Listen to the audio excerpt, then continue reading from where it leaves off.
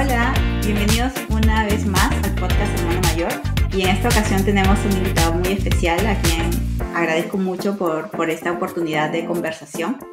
Es Sergio Santamaría, biólogo con PhD en bioquímica y biología molecular, actualmente investigador en el Centro de Investigación AMES de la NASA. Sergio tiene un recorrido fascinante de estudios desde Lima, en donde estudió el colegio, entiendo, y la universidad, hasta trabajar ya ahora en proyectos de vanguardia en la NASA. Hoy nos va a contar su historia, compartir de repente valiosos consejos para los jóvenes que sueñan con seguir una carrera profesional en ciencias. Muchas gracias, Sergio, nuevamente. Voy a retroceder un poco a tus años escolares. Por lo que leí, tú estudiaste en Lima y desde pequeño tenías ya un fuerte interés por las ciencias naturales. Inicialmente, corrígeme si es que algo que leí no es cierto, pensando en estudiar en medicina. Eh, si fue así, ¿qué te llevó a cambiar de rumbo y a elegir la carrera de biología como tu carrera finalmente? Hola Ana Paola, ¿cómo estás? Muchas gracias por la invitación. Sí, en realidad yo estoy en el Colegio San Agustín de Lima, toda mi carrera escolar, la primaria y secundaria, e incluso la preparatoria que le llaman, ¿no? El kindergarten en esa época. El, Ciencias naturales, ciencias en general siempre me llamó la atención, biomédicas, biomedicina, medicina. E incluso ya acabando los años escolares, yo hice lo que le llaman el pre-Cayetano, ¿no? En la Cayetana Heredia, en mi quinto de secundaria también llega el pre-Cayetano para entrar a medicina. Y en esa época, al menos, una forma de entrar era haciendo exámenes internos a partir del pre-Cayetano. Llevé dos exámenes y me iba muy bien, no había ningún problema, pero un poco a poco que te das cuenta de que la forma en que las carreras siguen, no más que todo la parte de los exámenes o del tipo de conocimiento, cómo se adquiere, nada que ver con pacientes, nada que ver con la parte médica de por sí, simplemente la parte de educación. Al compararlo un poco con la parte más de ciencias, de bioquímica, biología, química, matemáticas, que es un poco, digamos, más abierto, más flexible. No es un, como le llaman acá, un multiple choice. No tienes respuesta A, B, C o D. ¿No? Es básicamente, es más inquisitiva, digamos, ¿no? O sea, te permite a ti responder más ampliamente. E intenté cambiar de carrera en la pre-Cayetano a biología. No se pudo hacer, lamentablemente, y simplemente dejé la pre-Cayetano y me preparé para hacer el examen general de Cayetano Heredia y entré a la carrera de biología. Y de ahí que un poco más como compartí bastante, tengo muchos amigos que son todos médicos acá en Estados Unidos y en Perú. No me arrepentí por nada en realidad, ¿no? Me di cuenta de que la decisión era correcta. El tipo de cómo se hace la parte de educación en medicina no era mi atractivo. He hecho estudios de biomedicina, de parte médica, pero simplemente me trajo más la parte de investigación, algo que si bien se puede hacer en medicina, era mucho mejor hacerlo como biólogo, como científico, ¿no? Entonces, pues, es básicamente el, el, el, un resumen, ¿no? De cómo llevo el cambio entre medicina y biología. Al comienzo era como que medicina, nunca tuve presión de mis padres siempre fueron a lo que te dé la gana, con tal de que Ujú. intentes siempre hacer lo mejor o el mejor. No había un límite en la que carrera escogiera, ellos bien apoyar, pase lo que pase, ¿no? Genial. Y en base a tu experiencia, ¿qué aprendizaje sacas de esos momentos de indecisión? Porque esto le pasa a un montón de jóvenes, ¿no? Que no tienen certeza o piensan que se pueden equivocar al elegir la carrera, ¿no? Por ejemplo, imaginan, me meto a medicina y empiezo a experimentar de repente con esto de pacientes y digo, no, esta no era la parte que me gustaba. ¿Qué consejo o aprendizaje podrías decir que extraes de este momento? El primero, elegir la carrera. Yo creo que la parte a nivel, son muy pocas las personas que te van a decir desde pequeños quieren ser algo de manera, digamos, seria, ¿no? Porque todo el mundo quiere ser un astronauta, todo el mundo quiere ser un médico, todo el mundo quiere ser, no en una persona, quiero ser un contador o quiero ser un médico forense, ¿no? Eso no es encontrar, ¿no? Siempre la gente quiere ser lo que quieren hacer, lo que sus padres son, quiero ser ingeniero porque mis papás son ingenieros, quiero ser médico porque mis papás son médicos, etcétera, etcétera. Pero al final de cuentas, la mayoría de personas como yo tienes varias carreras para escoger, como todos, varias universidades para seguir, dependiendo de las limitaciones de las universidades y las carreras, o lo que está disponible en tu localidad o en el país incluso, ¿no? Ahora las cosas han abierto mucho más en los últimos 20 años, ¿no? O incluso más, 30 años. Pero creo que la indecisión es muy compartida. Tengo muchos compañeros de que iniciaron la carrera de biología o medicina y a medio camino decidieron que no era lo suyo. Muchos amigos biólogos terminaron la carrera de biología y de ahí se hicieron la transferencia o esperaban ingresar a Cayetano mismo o a otras universidades del Perú para hacer medicina. Y muchos amigos biólogos son médicos ahora, ¿no? O sea, simplemente utilizaron digamos, la base. Si bien son varios años, hay que pensar eso también, ¿no? O sea, yo pienso de que si una persona, si un joven tiene la oportunidad de entrar a una universidad para una carrera X, no tiene que ni siquiera ser una específica, y de ahí te das cuenta que no es la mejor carrera o que quieres cambiar carrera y tienes la posibilidad de cambiar, cambia. O sea, nosotros tenemos que entender de que a nivel laboral, la parte profesional es una carrera larga, ¿no? O sea, no es algo que vas a hacer por 5 años, no es algo que vas a hacer por los próximos 20, 30, 40 años o más, ¿no?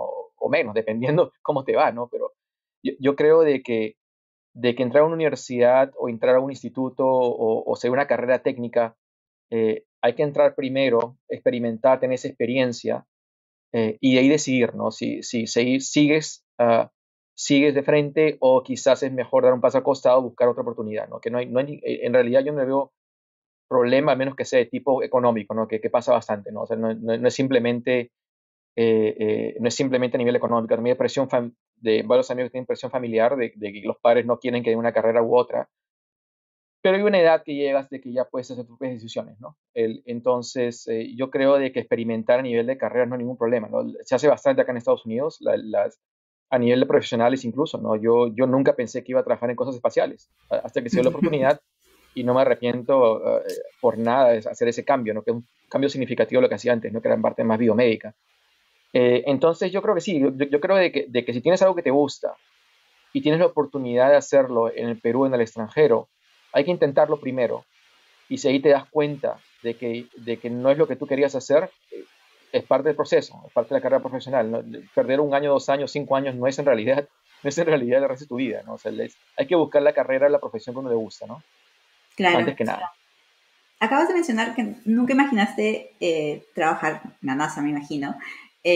¿Cómo desarrollaste esa mentalidad de ir, a ver, empezaste la carrera de biología en Lima, pero me imagino que también dentro de ti, como tú dices, tus padres te apoyaban en todo. ¿Cómo desarrollaste esa mentalidad de no ver las fronteras y decir, voy a buscar oportunidades internacionales?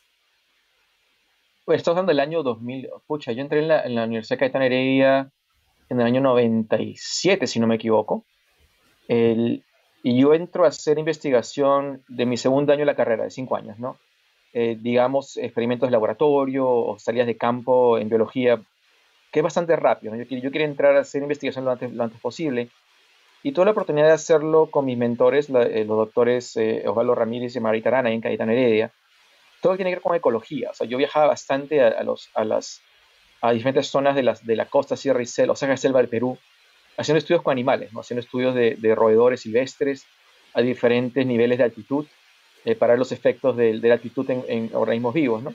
Y en esa experiencia tuve la oportunidad de conocer campamentos mineros, en la Sierra de Lima principalmente. Y es que comienza mi interés en lo que tiene que ver con el daño genético causado por agentes dañinos, tóxicos, genotóxicos, ¿no? Como la radiación ultravioleta, como los metales pesados que están expuestos nuestros mineros o en todo el mundo.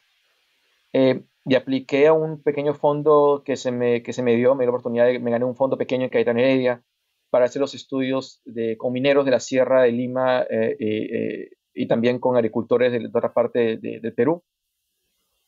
Y ahí nace mi interés en la parte de reparación genética, daño genético, recombinación genética, cosas que desafortunadamente no se hacían en Lima, lo que yo tengo entendido, ¿no? O sea, acuérdense que estamos hablando de épocas de que el Internet no era una cosa pues que estaba tan disponible, ¿no? O sea, tú ibas al Internet para usar las enciclopedias, básicamente, ¿no?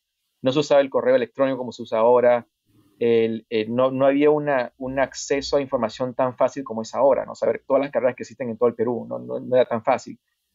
Y decidí hacer la carrera en Estados Unidos, principalmente porque había muchos laboratorios que hacían estudios en lo que a mí me interesaba, que era la parte de reparación de daño genético. Y así apliqué a varias universidades y así como terminé en Texas, ¿no? Para hacer mis estudios de doctorado. Genial. Y a propósito de estas oportunidades internacionales, ¿cómo te preparas para lograr esa beca, que entiendo que lograste la beca postdoctoral en el extranjero? ¿Cómo de repente venías preparado desde tus años de estudio del pregrado o en tu vida misma ya venías como con esa mentalidad de que de repente tengo que estudiar inglés, tengo que cumplir determinados requisitos de las universidades, que piden para una beca postdoctoral? Claro, bueno, el Colegio San Agustín de Lima es un colegio que siempre ha sido muy riguroso a nivel de ciencias, matemáticas, etcétera, ¿no? A nivel de inglés, eran sus 2, 3, 4 horas quizás a la semanales, con la mayoría de colegios de Lima que estudian español principalmente. Entonces, como que te ayuda bastante en los conceptos, ¿no? Y lo bueno de la parte de ciencias, al menos a mi parecer, era de que los textos, las enciclopedias, los libros, los artículos de investigación, el idioma técnico es bastante similar en inglés y en español, ¿no? O sea, es un poco más fácil, digamos así. Pero igual así, el inglés de diario no existía para mí, ¿no? Entonces, básicamente, yo en mi último año de Cayetano Heredia, que hice el bachillerato, perdón, el bachiller en ciencias, el siguiente año trabajé en mi licenciatura, yo soy licenciado en biología también con mi proyecto de mineros, y aproveché cuando hacía la tesis de licenciatura, llevé estudios, mis padres pudieron pagarme, mi mamá pudo pagarme los estudios en la Universidad del Pacífico en idiomas, ¿no? Básicamente inglés, todo lo que tiene con inglés escrito, de lectura, incluso llevé clases para el TOEFL y para el GRE, que son los exámenes que se requerían para ingresar a una universidad extranjera, ¿no? Eh, Eso me dediqué básicamente hasta que pude aplicar recién en el año 2002 a las universidades e ingresé en 2003. Algo que sucede tú preguntabas a nivel de becas, ¿no? El sistema de doctorado en Estados Unidos, tú no aplicas a una beca de por sí, para el doctorado de por sí, el postdoctorado es un poco diferente, ¿no? Para el doctorado de por sí, que son estudios de graduados, tú recibes un stipend, básicamente es una cantidad de dinero que se te da eh, a cambio de que tú básicamente te conviertes en un asistente de laboratorio, asistente de, de, de los profesores, ¿no? Como TA, como para enseñanza, ¿no?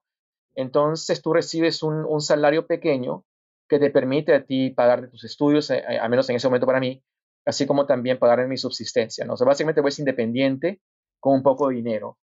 Pero eso no es algo que tú aplicas independientemente. Básicamente, tú cuando ingresas a un estudio de doctorado, al menos en Estados Unidos y en Canadá, tú recibes ya, es pagado, ¿no? Dentro de los estudios de doctorado, tú puedes aplicar a diferentes premios que le llaman, ¿no? Lamentablemente, la gran mayoría de premios se limitan a ciudadanos de los Estados Unidos. Entonces, yo cuando estaba recién como estudiante con visa F1 en Estados Unidos, no podía aplicar muchos de esos, pero sí puedes aplicar a todos los por mérito, ¿no? Esos scholarships, esos premios pequeños, ¿no? Nada muy grande, que básicamente es mérito, no son para pagarte tus estudios. De eso sí no hubo ningún problema, no era nada. Básicamente, si un buen estudiante haciendo investigación con artículos y todos te dan premios. Cuando yo ingreso al postdoctorado, que es después en la ciudad de Nueva York, yo ya era ciudadano de Estados Unidos. Yo me hice ciudadano a través de mi esposa, que es norteamericana.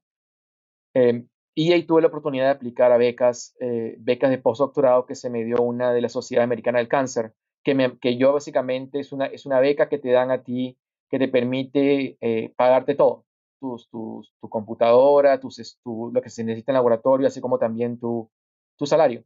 Entonces ya ahí ya como postdoctorando tienes la oportunidad de ser más independiente, que es toda la idea, ¿no? Que te vuelvas más independiente para formarte como un futuro investigador de laboratorio, un futuro jefe de laboratorio, ¿no?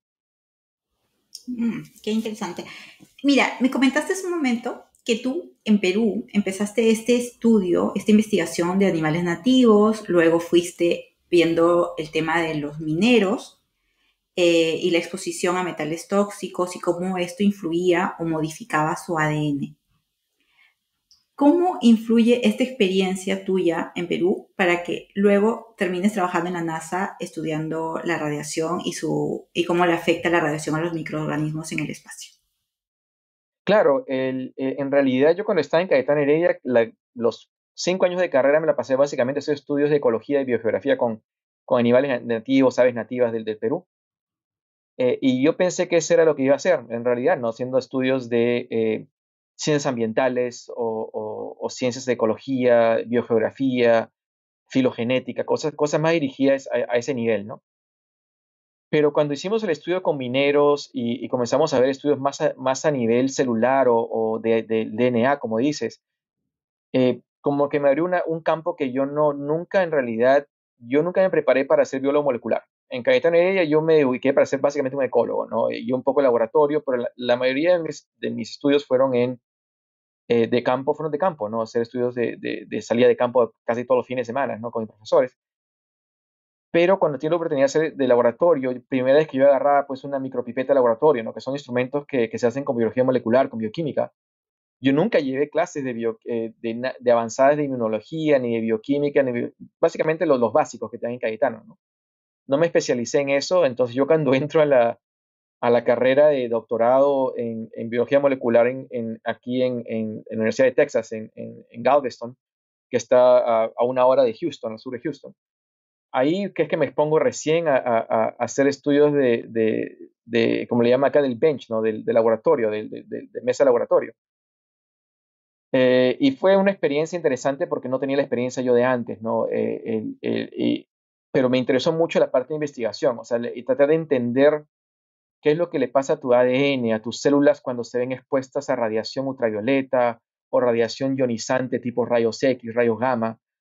Eh, y yo hice tú cuando entras a un estudio de doctorado tienes que hacer rotaciones laboratorias, ¿no? Tú tienes que hacer rotaciones en diferentes laboratorios y de ahí los jefes de laboratorios te ofrecen para que te quedes con ellos para trabajar para tu doctorado, tu tesis de doctorado. Y yo tenía 2 ofertas de quedarme en los laboratorios y tenía que hacer una tercera. Hice la oportunidad de hacer una de mis rotaciones de laboratorio en la NASA, en Johnson Space Center en Houston, NASA Johnson, que es uno de los centros principales de NASA, que en Estados Unidos hay varios, ¿no? Y ahí hice estudios también bien parecidos a lo que hice con mineros, básicamente citogenética, con muestras de astronautas, básicamente, ¿no? O sea, muestras de sangre de astronautas, estudiando cómo se ven afectados por radiación espacial. También me ofrecieron quedarme en NASA Johnson, en Houston, pero no tenía carro, tenía una visa de estudiante internacional que te limita un poco porque la NASA es un ente federal del gobierno de Estados Unidos, entonces es un poco más limitante. Y decidí quedarme a hacer mi tesis en la universidad misma. Y ya varios años después es que recién aparece la oportunidad de regresar a NASA, ¿no? Yo no, incluso hasta después de hacer la rotación en NASA en Houston, no pensé que iba a regresar en realidad, ¿no? Nunca estuve en mis planes de aplicar a un trabajo en NASA.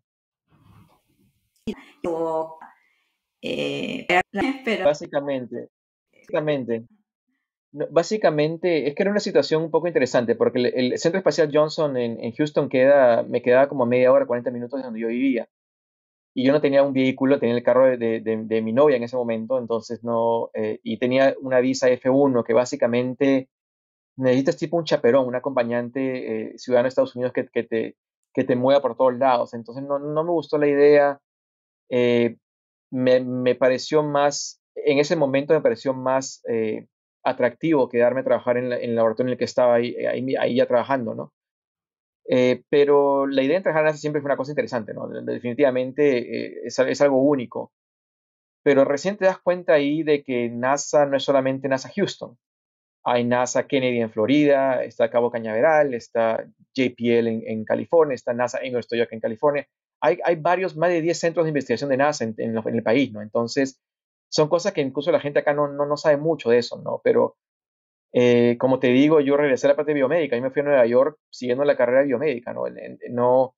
No la busqué, sino hasta que de casualidad a mí me ofrecen un trabajo para quedarme en la ciudad de Nueva York, para quedarme en la Universidad de Nueva York. Eh, pero al mismo momento mi esposa quería moverse, no quería quedarse en la ciudad de Nueva York, y buscábamos oportunidades en otros lugares, y de la nada apareció esta oportunidad en California, que es el trabajo que apliqué al final y terminé sacando, ¿no? Que es en NASA Ames, que queda en la Bahía de San Francisco. En realidad fue unas cuestiones del azar, pero algo que es muy importante que yo siempre presento a mis estudiantes, a mis compañeros, o cuando hago presentaciones en conferencias o estudiantes en Perú incluso, ¿no? Es de que hay que tratar de intentar varias cosas, ¿no? Si bien mi carrera fue bastante enfocada a nivel de ADN y daño genético y radiación por el estilo, apliqué, digamos, busqué diferentes aplicaciones, diferentes procesos, diferentes protocolos, diferentes instrumentos. O sea, me iba entrenando en cosas diferentes, ¿no? Para cuando la oportunidad en NASA apareció, acá no te dicen, pues buscamos un científico que esté interesado en NASA, ¿no? Aquí te dicen, buscamos un científico que tenga la experiencia en esto y aquello, ¿no? Y yo cumplía con todos los requerimientos del trabajo y por eso me lo ofrecieron. Comparado con otra gente que incluso siempre quiso entrar a NASA y no lo sacó porque no tenía la experiencia, ¿no? Entonces yo, si bien no preparé mi currículum, mi CV para entrar a NASA, tenía esa diversidad de herramientas o de conocimientos que me dio la oportunidad de competir por un trabajo en NASA, ¿no? Y así como se dio. Claro, como siempre dicen, no es cuestión de suerte, sino de que cuando aparece la oportunidad tú ya estés preparado para ella. Sergio, no sé si tú has escuchado, sobre todo en Perú, me imagino, porque Estados Unidos quizás tiene más información, pero muchas personas que no conocemos mucho sobre el tema, no entendemos el trabajo de la NASA más allá de los astronautas, no sabemos mucho más. Se cuestiona el impacto de estos viajes que hacen los astronautas al exterior, se cuestiona el presupuesto, las investigaciones que están asociadas a lo que hay fuera y se pregunta, ¿no? ¿Por qué no se destina ese presupuesto a la vida del ser humano en la Tierra? ¿Podrías explicarnos en simple, sencillo, qué te motiva a ti a trabajar en este tipo de proyectos y cuál es esa importancia de entender, en el caso de tu trabajo, la radiación en las levaduras? ¿Cómo afecta esto después al ser vivo? ¿Por qué debería importarle a la persona corriente, común y corriente? ¿Por qué debería alegrarle que existe este tipo de investigación?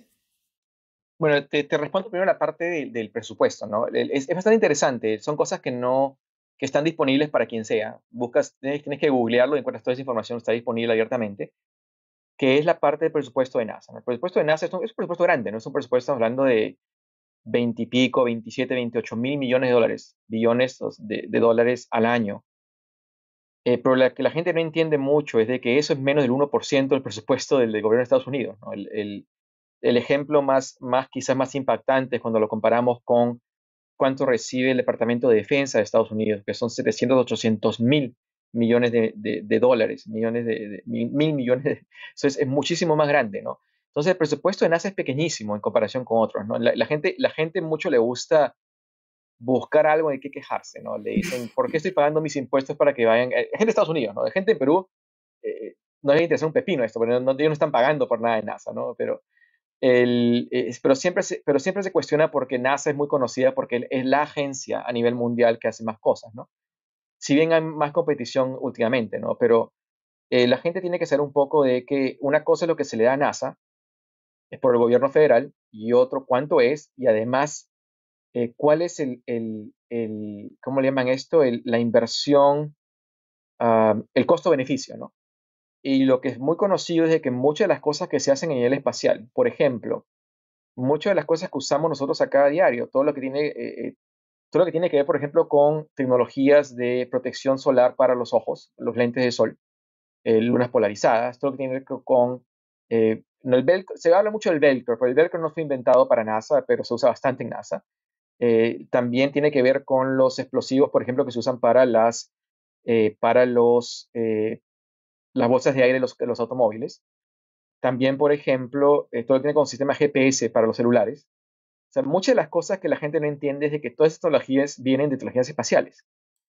Eh, se, no se cuestiona, se es conocido porque la NASA presenta una o dos veces cada par de años un documento que es un libro básicamente que te dice qué ha hecho la NASA por el beneficio de la humanidad o de los Estados Unidos. Y te dicen por cada dólar de inversión en NASA no en NASA, sino en financiamiento para cosas espaciales, hay un regreso de 10 veces más, creo que es 12 veces más de inversión. O sea, por cada dólar hay 12 dólares que regresan, ¿no? Muchas cosas con la parte de investigación, muchas cosas con la parte de ingeniería, hay de todo un poco en realidad, ¿no? Unas cosas, por ejemplo, que no son cosas que se perciben fácilmente, pero hay muchas compañías que trabajan, farmacéuticas que trabajan con drogas, ¿no? Que son drogas que son como cristales, se hacen como cristales cuando se fabrican. Estas drogas, por motivos X en mi percepción, eh, estos cristales de drogas se forman muy fácilmente en microgravedad, en el espacio, a tal forma de que las compañías farmacéuticas están invirtiendo para fabricar drogas químicas en el espacio y de regresarlas a la Tierra. Otra cosa que se sabe muy poco es de que se está viendo la forma de imprimir órganos completos en el espacio. Imprimir con impresión 3D, hasta corazón, ¿no? Básicamente esa es una estructura que se construye en el espacio. ¿Y por qué se puede hacer en el espacio y no en la Tierra? Porque en la Tierra está la gravedad, ¿no? Entonces, no, básicamente es como que no se puede hacer. Entonces, hay cosas que se pueden hacer en el espacio que no se pueden hacer en la Tierra. Se están viendo formas de que se pueden construir órganos en el espacio más fácilmente que en la Tierra. O sea, son unos ejemplos que se hacen a nivel de costo, ¿no? A nivel de ¿por qué no se invierte más una comparación que se hace bastante acá es, ¿por qué no se invierte más en investigaciones de la Tierra o de los océanos, ¿no? Pero simplemente es porque la gente no está, again, lo mismo, o sea, la gente ve a NASA y ve a veces se ve como una especie de blanco, ¿no? De que ataquemos a NASA porque es algo que siempre está pues ahí presente, ¿no? Pero hay otras agencias federales de Estados Unidos que trabajan en eso, especialmente en eso, ¿no? Está la NOAA para los océanos y hay varias agencias que trabajan en la tierra. La NASA incluye, la NASA trabaja en cuestiones de tierra, viene con incendios forestales, deforestación, plagas. NASA trabaja en eso bastante, ¿no? El, entonces, es cuestión de parte de mi trabajo y lo que hago yo, converso con bastantes podcasts aquí en Estados Unidos, en Europa, en Sudamérica y en Centroamérica. Trabajo con muchachos desde pequeñitos hasta adultos mayores. De mi trabajo como empleado federal de los Estados Unidos, también es educar a la gente, ¿no? De hacerles entender de que acá estamos formando profesionales científicos, estamos formando hasta médicos, estamos formando físicos, matemáticos, educadores, hasta social media, ahora que le llaman, ¿no? De todo un poco, porque es lo que se le da futuro, ¿no? Lo que se piensa, ¿por qué yo quiero investigar levaduras, como decías tú en el espacio, ¿no? Esa respuesta esa es bastante, ¿no? O sea, ¿qué tiene que ver las levaduras con todo esto, ¿no? Lamentablemente estamos en una época en que no es tan fácil enviar humanos a Marte, ¿no? O sea, no es que no lo podamos hacer, es que hay mucho riesgo en este momento, ¿no? Entonces aprovechamos que tenemos lo que le llamamos organismos modelos, ¿no? Organismos modelos van desde bacterias como la Escherichia coli o las levaduras que se utilizan para hacer cerveza o pan, pasando por insectos, pasando por peces, pasando por roedores, monos, hasta los humanos, ¿no? O sea, hay varios organismos modelos. Las levaduras tienen una gran ventaja de que son pequeñitas, se pueden desecar, se pueden mandar al espacio profundo sin ningún problema y no hay cuestiones éticas, que también no puedes mandar pues organismos vivos porque ya hay muchas cosas eh, con los años ya no se mandan, por ejemplo, primates, ya no se mandan monos al espacio, ¿no? Por cosas por así. Entonces la levadura es un organismo modelo que es muy parecido a los humanos a nivel genético. ¿A qué me refiero? Es de que la forma en que las levaduras responden a la radiación, responden a agentes genotóxicos, responden al calor a nivel genético celular es similar a lo que pasa en humanos. Muchos de los genes que están presentes en humanos fueron descubiertos inicialmente en levaduras, o sea, no son idénticos, pero son muy similares, ¿no? Entonces, la levadura es un buen modelo para entender a nivel celular, molecular, o como biosensores que usamos nosotros en mi laboratorio, para entender un poco más de los efectos del ambiente espacial a nivel de ausencia de gravedad o gravedad reducida, además de radiación galáctica, cósmica o solar, ¿no? Entonces, básicamente es un buen modelo que se usa bastante. Sabemos mucho de él. Fue el primer organismo vivo que fue secuenciado, ¿no? El ADN completo. El año 96 puede ser. Entonces, básicamente, se usa bastante, ¿no? Y ahora últimamente, que es más interesante aún, eh, tú tienes una idea, por ejemplo, te pregunto, ¿cuánto demora un viaje al Marte? Dime tú, ¿cuánto piensas que es lo más, o un rango? Un ida y vuelta a Marte, ¿cuánto crees que podría demorar? Estamos hablando de años. Básicamente, ir a Marte es un trayecto que demora bastante, ¿no? Lo más corto que se habla, pues, es 5 o 8 meses, dependiendo de la trayectoria y de las órbitas que estamos con la Tierra, ¿no? Con la Tierra, con el Sol y con Marte. O sea, cuando hay un momento, por eso cuando la gente habla de viajes a Marte, hablan de años específicos, porque se conocen las órbitas en las que nos encontramos nosotros, la Tierra, con Marte, y algunos momentos en que están cerca de uno al otro. Entonces hay que aprovechar esos tiempos, ¿no? Entonces la gente habla de entre 1 año y medio a 3 años de un viaje ida y vuelta a Marte. No tenemos ni idea de qué le pasa al humano cuando sale de lo que le llamamos nosotros el campo magnético terrestre, ¿no? Los únicos momentos en que un ser humano ha salido del campo magnético terrestre ha sido en la época de los vuelos Apolo, de 60 no era 72, ¿no? Cuando se hizo cuando se llegó a la Luna, ¿no? Fueron 24 personas que fueron o a la Luna o se quedaron en órbita lunar, alrededor de la Luna.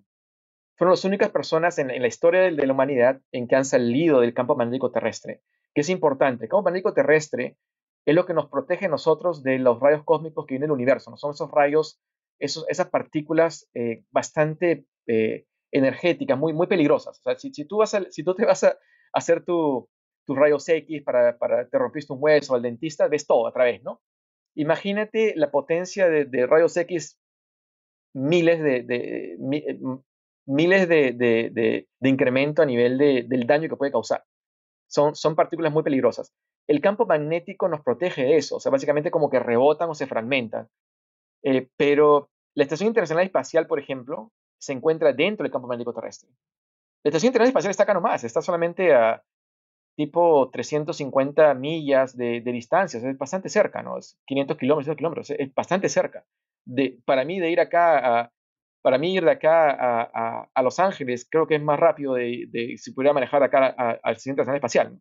Entonces, es básicamente, está bastante cerca, está protegida, ¿no?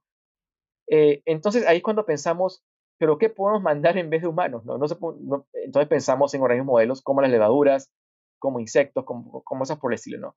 Y son cosas que recién estamos haciendo últimamente, ¿no? La misión en la que trabajé, que estamos trabajando, la misión BioSentinel, por ejemplo, es la primera vez que intentamos mandar organismos vivos fuera del campo magnético desde la última vez que se hizo experimentos en la Luna, ¿no? Al menos por NASA. Entonces, es básicamente aprovechar lo que tenemos a nivel conocimientos a nivel de organismos modelos, eh, así como también somos conscientes de las limitaciones que tenemos, ¿no? Si bien no podemos mandar humanos, mandamos lo mejor que podemos para que nos dé información de cómo afectaría la radiación cósmica a los humanos a largo tiempo, ¿no? Entonces, poco a poco estamos haciendo los trabajos, ¿no? Claro. ¿Y tienes alguna expectativa de resultado paralelo a tu investigación, aparte de lo que va a significar para el ser humano ir a Marte? Hay, como tú dices, ¿no? A veces con una investigación salen otras cosas de casualidad, entre comillas. Digamos, en la misión que tuvimos, trabajamos en dos misiones ahora, ¿no? Yo soy bastante afortunado en realidad de que no es muy común en realidad, ¿no? No hay mucha gente que tenga varias misiones espaciales. Yo ya tengo tres, casi cuatro. Eh, Cuestiones del destino, ¿no? Tengo la misión BioSentinel, que mandamos también a la estación espacial, que es una, mandamos otra al espacio profundo, aún está ahí, nunca va a regresar, está alrededor del Sol básicamente. Tenemos otra que va a ir a la superficie lunar en el año 2027-28, quizás aún estamos esperando una fecha. Y lo que hacemos básicamente es, tratamos de estudiar el efecto, no solamente de la levadura, estamos ahorita trabajando en otros modelos, ya no estamos trabajando con plantas, estamos trabajando con cianobacterias, con microalgas, de todo un poco en realidad, ¿no? Cualquiera que nos ayude, ¿no? ¿Por qué plantas se irán, ¿no? Si te pregunto a ti por qué interesaría mandar plantas, dime tu respuesta que te venga así a la mente. las plantas. No sé, de repente puedes desarrollar también medicina a través de ellas y ver algún cambio que puedan generarse allá arriba. Algún Exacto, cambio también molecular, no sé. claro, exacto. Las plantas se usan bastante últimamente porque, ¿por qué? Porque se pueden comer. ¿Porque se No, o pueden sea, la qué? levadura también la puedes comer. La puedes comer. O sea, una Ah, lechuga, una beterraga, no sé, pues o cualquier. Hay varios experimentos en estación espacial que se dedican a eso, ¿no? Tratando de cómo alimentar mejor a nuestros astronautas. Y una forma de hacerlo es genética. La gente se asusta cuando escucha esto, ¿no? Modificaciones genéticas en plantas, ¿no? Como se hace en Perú, ¿no? La papa se modifica para que pueda sobrevivir a las enfermedades, para el frío, etcétera, ¿no? Acá modifican la lechuga para que pueda producir antioxidantes, por ejemplo, ¿no? ¿Por qué? Eh, Dos efectos secundarios o directos de la radiación y de la microgravedad es formación de agentes oxidantes, envejecimiento celular que le llaman, ¿no? Entonces, cuando tú les das suplementos tipo antioxidantes como carotenoides o vitamina A, ayuda a los seres vivos como los astronautas para que respondan mejor a la radiación o la microgravedad, ¿no? A nivel celular, para que no envejezcan a nivel genético, digamos así, ¿no? Y para evitar daño largo, ¿no? El gran problema de la radiación es de que no es una cosa que te vaya a matar inmediatamente, ¿no? Nunca esperamos eso, ¿no? No es la cantidad de radiación, sino es lo que puede hacer la radiación a través de los años. No estoy hablando de generación de cáncer, básicamente, ¿no? Es lo que a la gente le preocupa más, ¿no? A largo tiempo, ¿cuál es el efecto de radiación? Que no lo sabemos aún, ¿no? Pero también podemos modificar nuestras levaduras. Ahorita, por ejemplo, la misión que te digo, la misión que llamamos Leia, la misión se llama Leia, esta misión que va a la Luna está llevando varias cepas de varios tipos de levaduras. Algunas de ellas producen antioxidantes. ¿Y por qué nosotros queremos producir medicinas o antioxidantes o lo que sea, o alimentos con microorganismos o con algas o con plantas? Porque un viaje los vehículos que estamos hablando para ir a la, no son pues los vehículos que después en el cine, ¿no? No son estas naves súper grandes, ¿no? Es básicamente el ejemplo que se me ha dado es el tamaño de un Volkswagen, ¿no? De los pequeños Volkswagen, las van, ¿no? Las antiguas, ¿no? Es un vehículo, como un carro pequeño, ¿no? Un minibús. ¿Qué pasa con las drogas, con los medicamentos, con las comidas? Es que necesitas muchas veces refrigerarlas. La mayoría de drogas, todas las que yo conozco al menos, tienen una fecha de expiración, una fecha de vencimiento, sí. como los alimentos. Pero puedes, por ejemplo, llevar tus semillas o puedes llevar tus organismos vivos secos, los rehidratas, los resuspendes en el espacio y con un proceso de filtrado, de preparación, los astronautas pueden alimentarse con eso, ¿no? Entonces, es básicamente utilizando lo que le llamamos el poder de los microorganismos o organismos vivos para misiones de largo tiempo, ¿no? Entonces, se hace bastante esto. Hay bastantes experimentos en NASA y en universidades también en Europa. Se trabaja bastante con lo que le llamamos biología sintética, ¿no? Cómo modificar genéticamente organismos para que nos produzcan algo de valor, ¿no? Como medicamentos alimentos, ¿no? Qué increíble. A lo largo de tu carrera, Sergio, me imagino que también has enfrentado algunos desafíos, algunas dudas, dificultades. ¿Cuál podrías compartir en alguna experiencia que quieras como rescatar algo valioso de cómo superarlo? A nivel personal, a nivel profesional. Profesional, A nivel profesional, yo diría de que mucho es digamos de que tú, como preguntabas antes, ¿no? Cuando acabas tú a la edad escolar en el colegio, tienes una decisión que es influenciada. En la mayoría de personas estás influenciado por tus padres, ¿no? O por tus allegados, ¿no? No es común porque un muchacho haga todo por su cuenta, ¿no? Al final de cuentas, la gran mayoría de peruanos que yo conozco, nos quedamos en casa de papá y mamá hasta que nos fuimos del país, ¿no? O sea, no es como acá en Estados Unidos que 10 años para afuera, ¿no? Te vas hasta la escuela, ¿no? Entonces, ese periodo de indecisión, ¿no? ¿Qué hacer con tu vida, ¿no? Yo te conté a nivel profesional de que a mí me habían ofrecido un trabajo en la ciudad de Nueva York para quedarme a trabajar más en la Universidad de Nueva York, en NYU, como lo que le llaman acá científico principal o principal scientist. Es una posición, es un título. Y básicamente mi trabajo iba a ser interactuar entre NYU, la Universidad de Nueva York, en Nueva York con la NYU Abu Dhabi, con NYU Shanghai, que tiene varias localidades. Eh, Y una posición cómoda para quedarse en Nueva York, ¿no? Para viajar, me imagino. Eh, Porque yo siempre quise la parte académica. Yo fui el biología en Cayetano, el doctorado en Texas, el postdoctorado en Nueva York, siempre con la idea de hacer una carrera en universidad, ¿no? Una académica, un profesor universitario. Eh, que es básicamente lo que hago ahora, ¿no?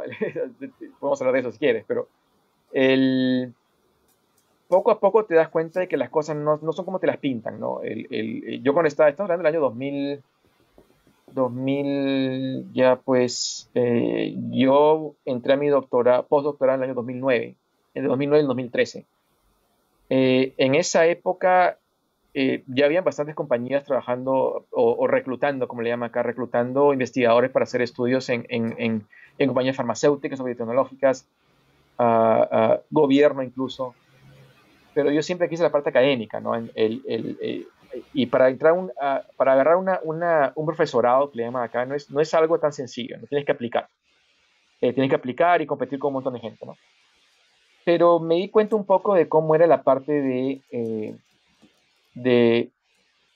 de competición. No me interesa mucho, pero competición siempre compites por cualquier cosa, ¿no? Entonces, yo nunca me preocupé de que no tenga las cualidades o los conocimientos o los requerimientos para un trabajo, ¿no? Era simplemente el estilo, a menos que yo eh, fui expuesto en la universidad, ¿no? Principalmente en Nueva York. El- la forma en que la gente conseguía proyectos o la forma en que le llamo yo las pequeñas mafias, ¿no? Que existe bastante, lamentablemente, ¿no? Hay siempre preferencias. Entonces como que no, el estilo de la parte académica no me gustó mucho en realidad, al menos donde estaba yo. Em, Otra gente puede ser completamente diferente y me van a decir, Sergio, pero eso fue nunca mi experiencia, bueno, fue la mía, ¿no? Entonces como que me desilusioné un poco en la parte académica. Y lo voy a seguir haciendo, o sea, igual, hasta que apareció la oportunidad de NASA antes que haga mi postdoctorado. Pero otra cosa que escuché bastante era de que tú cuando quieres tener un profesorado de investigación, o sea, quieres entrar de profesor, así te ofrece un paquete, digamos, básico, ¿no? Te damos este salario, te damos este laboratorio, pero en un momento tienes que sustentarte solo, tienes que aplicar a proyectos de investigación y tienes que ganarlos, ¿no? Competir y ganarlos. Y me dicen de que la edad promedio para que saques tu primer proyecto de investigación era 42 años de edad. ¿Lo 42 años de tenías? edad. O sea, que era la edad promedio. Yo en esa época, pues, estamos hablando ya hace ya 12 años. O sea, yo tenía en esa época pues 30 y... Tengo 45 ahora ya. Pero en esa época tenía pues 30 y pico, ¿no? O sea, en realidad yo pensé, pucha, entonces era un problema en realidad que yo pensé, ¿cómo compito yo con esta otra gente que viene de universidades de más renombre, que influencia bastante, digan lo que te digan, influencia bastante si te dan un proyecto o no, o el dinero por un proyecto?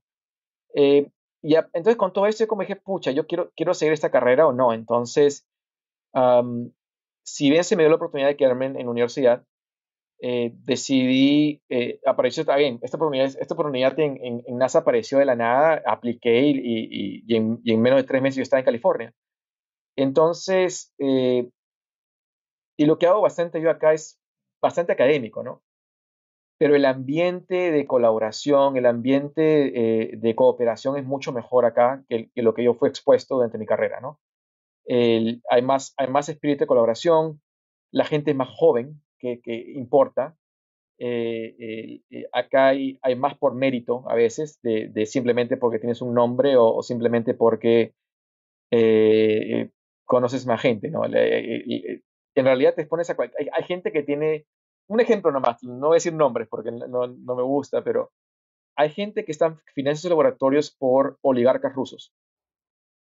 Hay gente que recibe plata directamente de gente de mucho dinero, que no hay ningún problema, bien por ellos, ¿no? Pero es un ejemplo, ¿no? O sea, y tienen un montón de gente trabajando y perfecto por ellos, ¿no? Pero la gran mayoría de gente tiene que competir por esos fondos, ¿no? No son ilimitados, porque la mayoría viene del gobierno, ¿no? O por agencias no gubernamentales, ¿cómo le llaman? Gubernamentales. Entonces, para resumir todo esto, yo me desilusioné un poco de la carrera académica. Entonces la oportunidad de NASA se dio y perfecto, y si bien cosas bien parecidas, tengo mis estudiantes, tengo mi equipo de trabajo, tengo que aplicar a proyectos. Yo creo que acá se me da mucho más flexibilidad. California es mucho más flexible, digamos, mucho más, ¿cómo decirlo? No liberal, pero más relajado que Nueva York, definitivamente, ¿no? El ambiente es mucho mejor, es más caro, pero mucho mejor. Entonces, eh, eh, como que hago básicamente lo que quería hacer desde el comienzo, ¿no? Ahora por cuestiones espaciales, ¿no? Entonces, cuando la gente me pregunta si estaría interesado en volver a academia, yo diría, bueno, nunca dices no, no puedes decir no a nada, ¿no? Es otra cosa que es importante, ¿no? O sea, siempre puedes regresar, ¿no? Pero yo digo, ¿en qué otro lugar en el mundo, en otra carrera, me permite a mí mandar cosas al espacio, ¿no? Yo puedo decir de que mi misión acaba de pasar veo a punto de la luna, yo tengo una cosa que ya pasó por la luna y ha ido hacia otro lado, o tengo una misión que va a ir a la luna, ¿no? Entonces, es, es una, es un concepto diferente, ¿no? Porque la gente siempre quiere decirte, yo trabajo en esta droga porque pienso que va a ayudar al COVID, ¿no? O va a ayudar, pues, a la cura contra el SIDA o al cáncer, ¿no? Lo que nosotros hablamos bastante es la parte más a futuro. Siempre es a futuro, NASA trae cosas a futuro, pero siempre con la mente de eh, las tecnologías que desarrollamos a final de cuentas se pueden utilizar para cosas en la Tierra, ¿no? O sea, muchas cosas que hacemos tienen aplicaciones en la Tierra. Como te digo, tratando de siempre aplicarlas para astronautas, por ejemplo, pero se pueden hacer en la Tierra también. Entonces, entonces en realidad es un doble beneficio, ¿no? Pero la parte única de mandar cosas al espacio no te la da nadie más.